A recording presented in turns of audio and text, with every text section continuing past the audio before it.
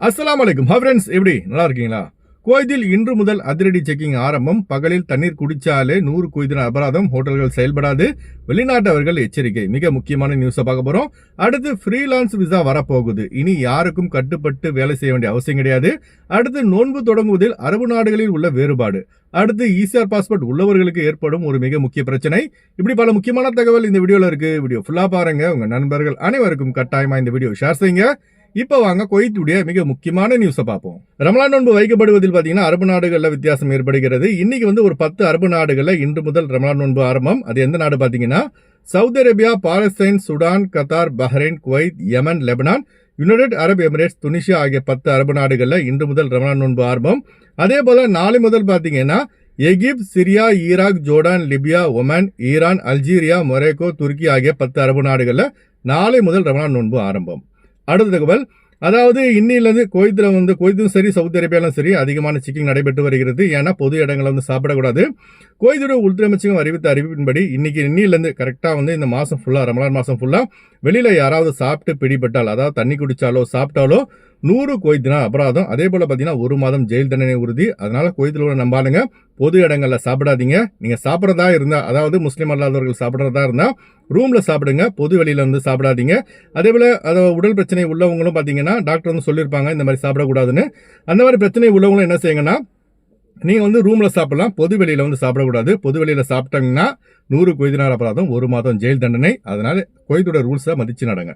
அடுத்த தகவல், freelance visa வரப்போகுதுங்க. அல்ஹம்துலில்லாஹ். இது வந்துட்டா குவைத்தில் உள்ள வெளிநாட்டவர்கள் அனைவருக்கும் ஒரு சந்தோஷமான விஷயம் தான். ஏன்னா யாருக்கும் கட்டுப்பட்டு வேலை செய்ய வேண்டிய அவசியம் கிடையாது.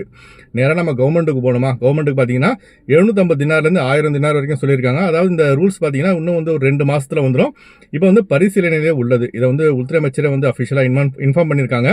நேராக கவர்மெண்ட்டுக்கு இந்த காசை செலுத்திட்டு நம்ம விசா அடிச்சுக்கலாம் வருஷம். அதே போல இது பார்த்தீங்கன்னா ஹாதி விசா தொழிலாளருக்கும் இந்த மாதிரி ரூல்ஸ் போட்டால் கொஞ்சம் நல்லா தான் இருக்கும். ஏன்னா அவங்க நினைச்ச வீட்டுக்கு உடனே மாறிக்கலாம். ஏன்னா கஃபீலுடைய பர்மிஷன் நம்ம வாங்க வேண்டிய அவசியம் கிடையாது.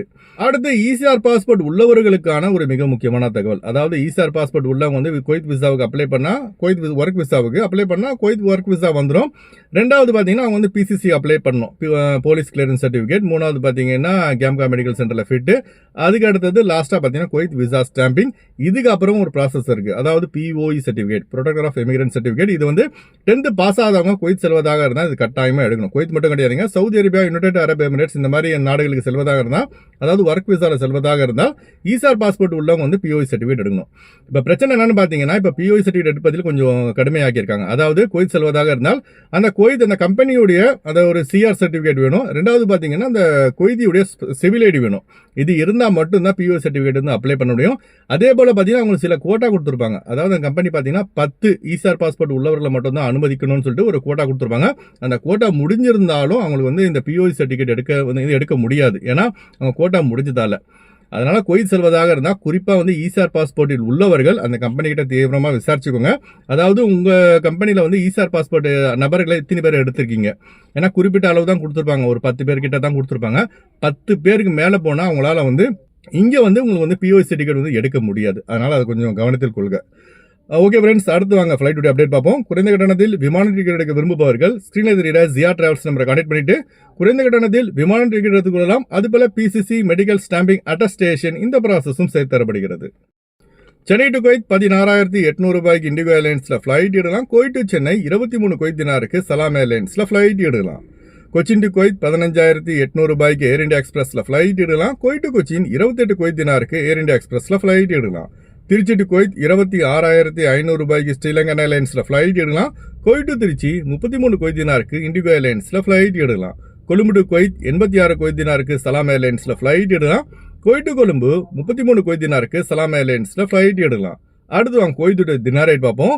ஒரு தினார் குவைத் இந்தியாவின் மதிப்பு 294 ரூபாய் உள்ளது. ஒரு தினார் குவைத் இலங்கையின் மதிப்பு 1000 ரூபாய் உள்ளது. இப்ப நான் சொன்னது குவைத்துடைய அல்முல்லா ரேட்டுங்க. அடுத்து குவைத்துடைய கோல்ட் ரேட் பார்ப்போம். 1 கிராம் 24 கேரட் தங்கத்தின் விலை 49 தினார் 10 பில்ஸாக உள்ளது. 1 கிராம் 22 கேரட் தங்கத்தின் விலை 44 தினார் 942 பில்ஸாக உள்ளது. ஓகே ஃப்ரெண்ட்ஸ், இந்த வீடியோ நம்ம ஷேர் செய்யுங்க. இந்த வீடியோ சம்பந்தமா நீங்க என்ன நினைக்கிறீங்க என்பதை மறக்காம கமெண்ட்ஸ் பதிவு செய்யுங்க. எப்போதும் இணைந்திருப்போம். உங்களின் ஒருவன் ஜியாவுதீன். அஸ்ஸலாமு அலைக்கும்.